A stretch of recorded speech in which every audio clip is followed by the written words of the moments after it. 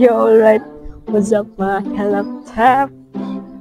For today's video guys, dito tayo dun sa ating mga isda. Sa yung net na pinakita ko sa inyo kahapon is lalagay na natin dito sa ating muli. Sama ko si mama guys. So, ito yung gagamitin natin na pantali. So, let's go. Ito siya. Mga kalaptap. Huh? Usually na, di ba? Net. Bago ni nga net ron. UV. UV nga.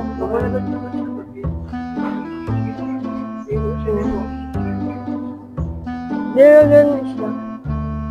So, ayan, may holes na siya mga kalaptap. So, hindi na tayo mahirapan man. Kabit. So, siya. And sakto lang talaga siya sa ating mga muli. Basin di dyan. Waon nilang anak mo. Basin di sa mabay-bay mama. No, ano kung isa dre, ang buta siya. Isa rin naglaw-law. Pero ako na siya. Yan siya mga kalaptap. So, sa gusto dyan no, so, dyan lang sa Shopee. 88 lang. 88 after shipping.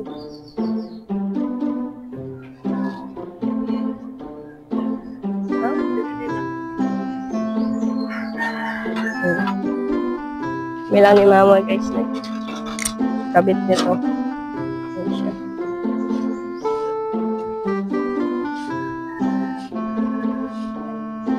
Para pwede na natin silang hindi takpan, no? Kasi kapag umuulan, hindi naman siguro direct mapunta dyan sa ating mga storage box. So, yan siya.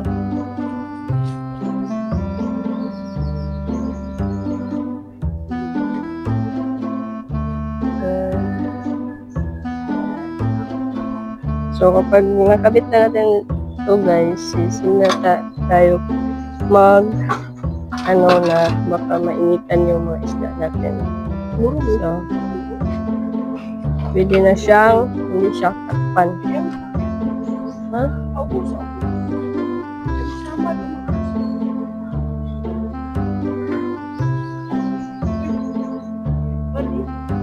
Ha?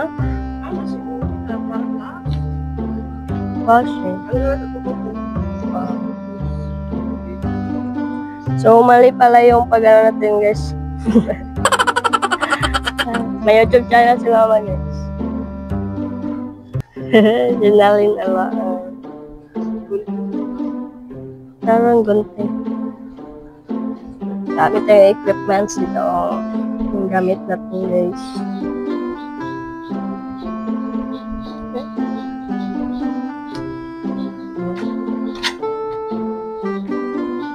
So, pag nakamit na to guys is pwede natin hindi takpan yung mga isda.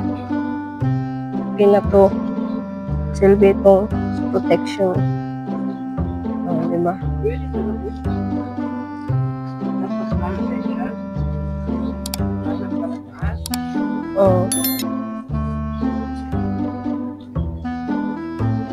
Dito siya naman. Nakataas.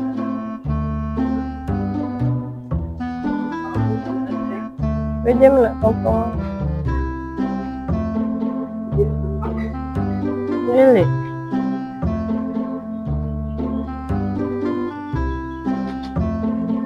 Pahirapan sa paglagay.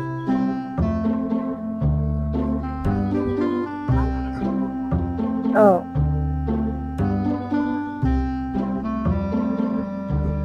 So, maganda na yung barracks natin mga kalaptap. May ano na siya. Sunshade na net. Ha? Hindi man? Yan.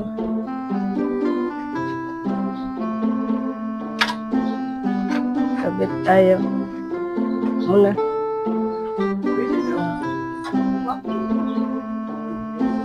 Ayun. So, ganito siya mga kalaptap po.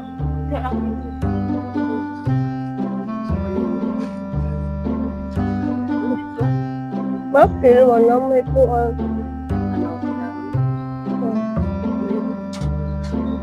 So, ganun siya ka, makalaptap, dilim, pag mayroon tayong ganito. Hindi pa ma.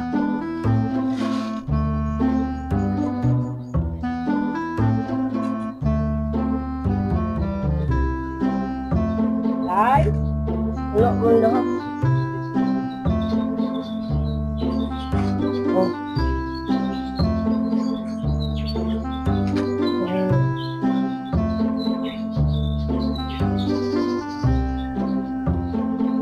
Very. Yan siya. Kalang.